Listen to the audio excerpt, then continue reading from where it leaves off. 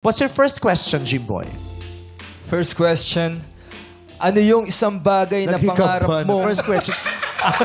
Ano yung isang... Antok na antok eh. Buwelo lang si Jimboy. Ito napunit, namula yung ganyan. Go, Jimboy. Ano yung isang bagay na pangarap mong gawin para sa'yo ng manliligaw mo? Ano po, pangarap kong ligawan sa beach. Sa dagat po.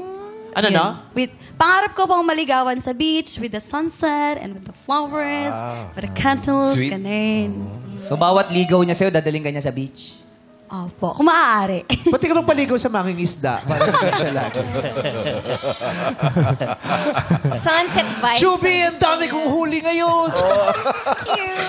Ayun na, palubog ng araw. Tingnan natin. Ano meron sa beach? Ba't gusto mo sa beach ka nililigawan? Iba po kasi yung presence na binibigay ng alon sa'yo, Meme. Yung sound waves, yung hangin. Meron sa Spotify niyan, Juby. Pero meron yan. Gusto niya magdagat eh. Sandwave. Iba yung... Umaalo yung sand.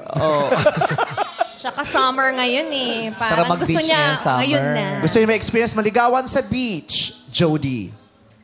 Ang pangarap ko po, maligawan ako in front of my family. Habang nagpapa-x-ray sila. So, akit ang ligaw. Sa Never mo bahay. pang na-experience yun? Hindi po. Kasi before po kasi sa mga exes po. Tsaka yung uso po kasi talaga dati parang nag-start sa puppy love hanggang sa message lang kayo na. Tapos pag magkikita, ganun po. Gusto ko pong ma-experience na in front of my family para as long na while nililigawan niya po ako is makilala rin po siya at makilala po yung buong pagkatao niya ng aking pamilya po. Medyo formal. Pwede. Ano yun? Talagang, dati yun ang ginagawa. Traditional, Diba? Traditional. In front of your family. Bakit hindi pwedeng at the back of your family? Gracia! Siguro po sa Antipolo, sa overview po, gabi. Para mas calm po, para mas makapag-deep talk po kami. Overlooking. Opo. Tifolo. Kasi TikTok din sila. Sa Cloud9, yung nagpunta si Ryan dyan. Cloud9, di ba? Kami ni Paula, doon kami. Akyat kami, yung gumagalaw yung tulay. Hanging bridge. Gumagano. Sa gumagalaw yung tulay. Tulay. So, yun ang gusto mo. Po. Para kakaiba naman. Kasi di ba lahat naman po tayo, namimit po natin sila more on sa gimikan, more on message. Ayaw mo na yun. Opo, parang syempre po, hanggang tumatanda tayo, mas gusto natin, mas intimidate po yung pagkilala natin sa ibang tao. May intimate Mas yung Apo, ano. intimate. Na maganda Okay. ang view. Okay. Correct. So, Jimboy, base sa kanilang mga sagot, sino sa kanila ang bibigyan ng first green flag? Siguro yung number 2 po. Yung yung manliligaw sa Sa harapan ng parents. pamilya. Bakit? Sa parents. Kasi mahalaga pa rin sa akin yung parents ng liligawan ko eh. Kasi Kailangan ganun- pasado. Oo.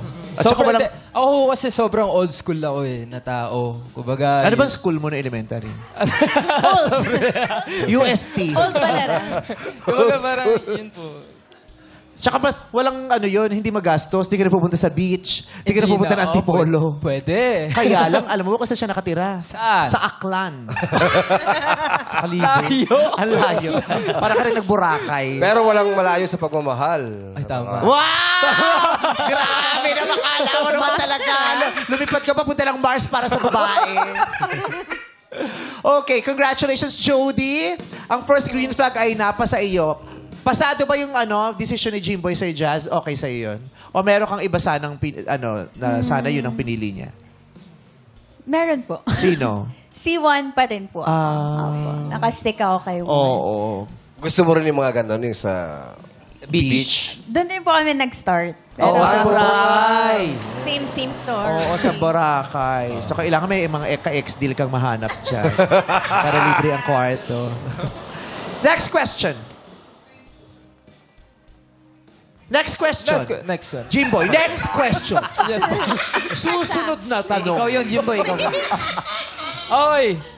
Kung artista ang jowa mo, mas gusto mo bang public o private ang relationship nyo? Ay. Yan na. Juby. Kung artista po yung magiging jowa ko, mas maiintindihan ko pong private tayo. Kasi, Hindi, kung ikaw ang nagdidesisyon? Anong gusto mo? Private, Private po. or private? Private po. Bakit private? Kasi alam ko yung kalakaran eh. Alam ko yung business is business. So, mas mabuti yung confident ka na to go out there to, alam mo yun, to attract more projects. At the same time, ganun din yung gagawin ko. Hindi naman yun secret eh. It's a private. It's different Yeah. from secret. Alam namin, Juby, wag mo sabihin sa amin yun. Parang di namin alam na magkaiba yung secret tsaka private. Private Grabe siya life eh. and not a Iba secret yun. It's a life. different. Ginanon tayo. Iba. Para bang hindi natin alam. Palavar. Pag kung piliin yan, tuka na para tapos tayo agad. Charot. Ano bang private yung resort? Kasi gusto niya talaga sa beach. Jody, private or public? Private po, kumpara sa akin po. Kasi po, para maiwasan na rin po yung mga toxic na tao, di lang sa social media, para na rin po sa real, ano po talaga. Kumbaga, kada away po, madalas po kasi sa relasyon is madalas mag-away. Lalo na pag pinpublic nyo po, panay post, ganyan, parinigan. Kaya mas gusto ko po yung private. Para kaming dalawa lang po. Thank you, Jody. Gracia. Para sa akin po, siguro i-flex po kasi parang ako never din naman po ako na-flex po ng exes ko. Kaya po parang, ngayon po gusto ko po, kung talagang kami na po talaga is, gusto ko po, maranasan po kung paano po piniflex sa social media, gumagawa ng reels, gumagawa ng mga TikTok, ganun po. Gusto niya Oo nga naman. ma-feel, ma-experience. Jimboy, base sa mga sagot, kanino ang second green flag? Siguro sa number 1, ho. Number 1. Bakit? Kasi, ayun, mabuti nang maintindihan niya yung trabaho natin, di ba, Meme? Kasi privado lang muna, siguro. Jazz, masaya ka ba na napili niya na si Juby? At last. Yes. Yes. Third question. Third question. Okay. Kapag ilang araw na kayong hindi magka-message ng jowa mo, titisin mo ba hanggang siya ang unang magparamdam o magkukusa ka na? Kunyari, ilang araw na hindi pa kayo nagte-text. Hindi nagpaparamdam. Titiisin mo ba? Antayin mo bang siya ang mag-text sa'yo? Ay, hindi. Give na ako. Dead man ako sa pride. Dead man na po ako sa pride.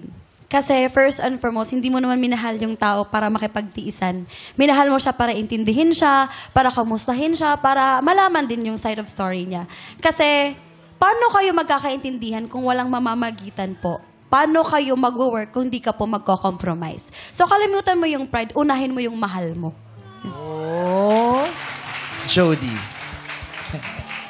Sa akin po, titisin ko na lang din po yung pride. Kasi mas gusto ko po, mauna na lang po akong mag-message. Gawa ng, hindi po matatapos ang problema nyo kung hindi nyo po susolusyon ng pareho. Kaya mauna po akong mag-update sa kanya.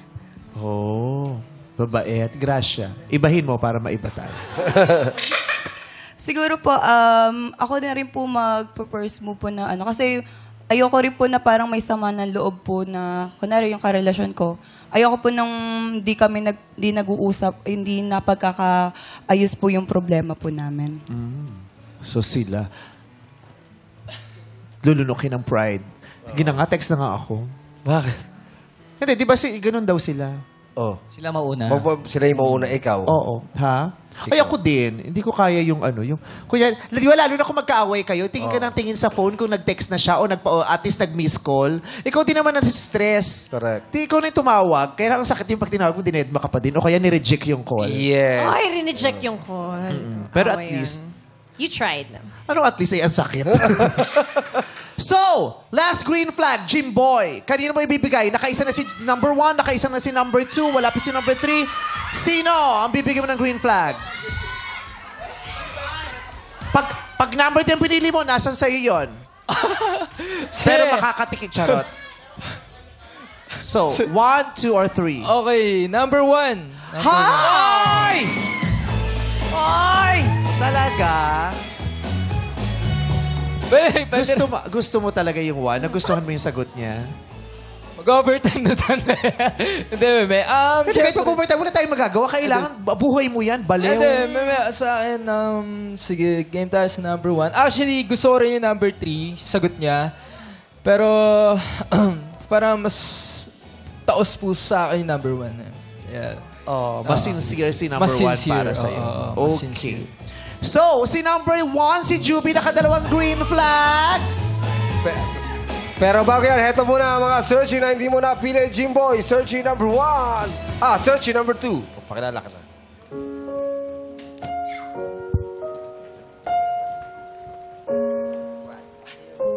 Hi, Jimboy. My name is Jody. Thank you kahit di mo ako pinili. Alam kong mas mapapabuti rin kay Juby dahil understandable nga naman siya sa bawat sagot niya. More opportunity and stay pogi. Thank you. Thank you, Jody. Eto naman ang isa pang searchy na hindi mo napili. Magpakilala ka na. Hi, Jimboy.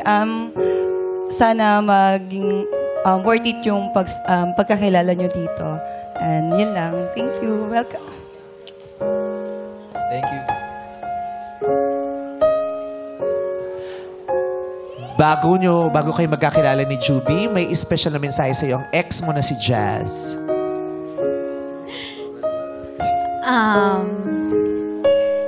Thank you, Jimboy, for 3 years. And, ayun lang. I want you to know na I'm grateful. Ang dami kong natutunan. And syempre, hindi tayo magiging strong. Kung hindi tayo magiging strong, like ngayon, kung ano pinapakita natin, kundi dahil sa relationship natin. And lastly, always remember, mag-pray ka lang, lalo na pag kailangan. And nandito lang kaming friends mo. Okay na. Thanks, Jazz. Siyempre, Jimboy? Jimboy, meron kang gusto sabihin Ako kay Jazz? naman, sa'yo, Jazz, syempre, pagpatuloy mo lang yung nasimulan mo, yung pag-aaral mo. Alam ko, in the future, maging future attorney ka. And then, kung may mga dumating man na unos, kayang-kaya mo yan, labanan. Yun lang. At syempre, mag-pray ka na lagi. And God bless you. And God bless din kila Tito and Tita. Jazz, punta ka na kay Juby. Anong message mo para kay Juby? Hi, Ruby. Sana maging friends tayo. And alagaan mo si Jim. Okay naman, Juby. Palitan mo na ang pwesto ni Jazz.